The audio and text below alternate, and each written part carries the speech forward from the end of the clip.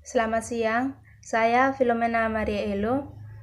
Baiklah, di sini saya akan menyampaikan materi tentang penentuan upah di pasar tenaga kerja.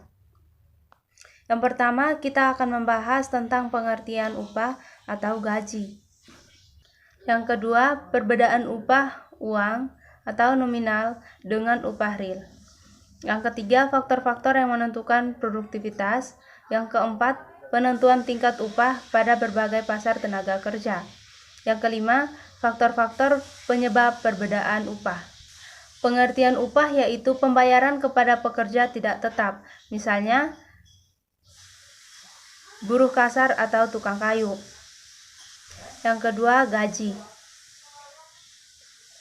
Gaji yaitu pembayaran kepada pekerja tetap atau pekerja profesional. Contohnya, pegawai pemerintah atau dokter. Pengertian ekonomi. Upah adalah semua jenis pembayaran atas jasa-jasa yang disediakan pekerja untuk perusahaan. Perbedaan upah nominal dan upah real. Upah nominal yaitu jumlah uang yang diterima para pekerja dari para pengusaha sebagai pembayaran atas tenaga mental atau fisik pekerja yang digunakan dalam proses produksi. Upah real yaitu tingkat upah pekerja yang diukur dari sudut kemampuan upah tersebut untuk membeli barang dan jasa keperluan pekerja.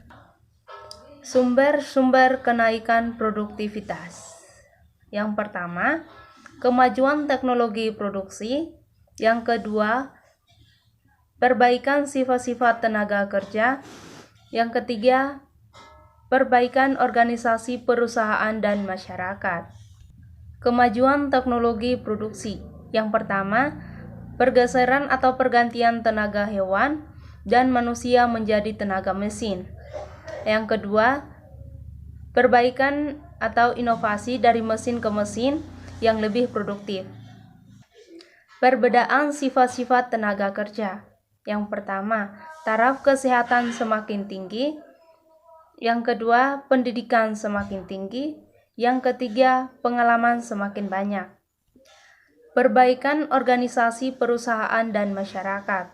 Yang pertama, perubahan manajemen, pemisahan pemilik dengan pengelola. Yang kedua, perbedaan infrastruktur dari pemerintah. Yang ketiga, pasar tenaga kerja bersaing sempurna. Sangat banyak perusahaan yang membutuhkan tenaga kerja dan tenaga kerja tidak menyatukan diri dalam serikat pekerja.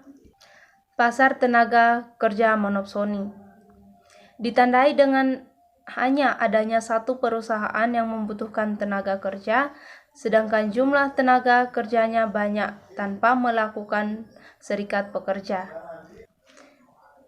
Pasar tenaga kerja monopoli, yaitu kondisi di mana tenaga kerja menyatukan diri dalam serikat pekerja. Organisasi yang didirikan dengan tujuan agar para pekerja dapat sebagai satu kesatuan membicarakan dan menuntut syarat-syarat pekerja tertentu dengan pengusaha. Manfaat pasar monopoli bagi tenaga kerja. Yang pertama, menuntut upah yang lebih tinggi. Yang kedua, membatasi penawaran tenaga kerja. Yang ketiga, menjalankan usaha dan yang bertujuan menaikkan permintaan tenaga kerja. Membatasi penawaran tenaga kerja. Yang pertama, membentuk organisasi pekerja yang bersifat sangat khusus. Yang kedua, melarang yang tidak menjadi anggota untuk memasuki pasar tenaga kerja. Yang ketiga, memberikan persyaratan yang sukar untuk menjadi anggota organisasi tersebut. Pasar tenaga kerja monopoli, yaitu apabila para pekerja bersatu dalam serikat pekerja dan menghadapi satu perusahaan yang membutuhkan tenaga mereka. Yang kedua, tingkat upah yang terjadi bisa lebih tinggi atau rendah dari pasar persaingan sempurna tergantung mana yang lebih kuat, tenaga kerja atau perusahaan. Faktor-faktor yang menimbulkan perbedaan upah. Faktor geografis dan faktor institusional. Permintaan dan penawaran tenaga kerja, perbedaan jenis pekerjaan, perbedaan kemampuan keahlian dan pendidikan, pertimbangan bukan keuangan dalam memilih pekerjaan, mobilitas tenaga kerja. Sekian dan terima kasih.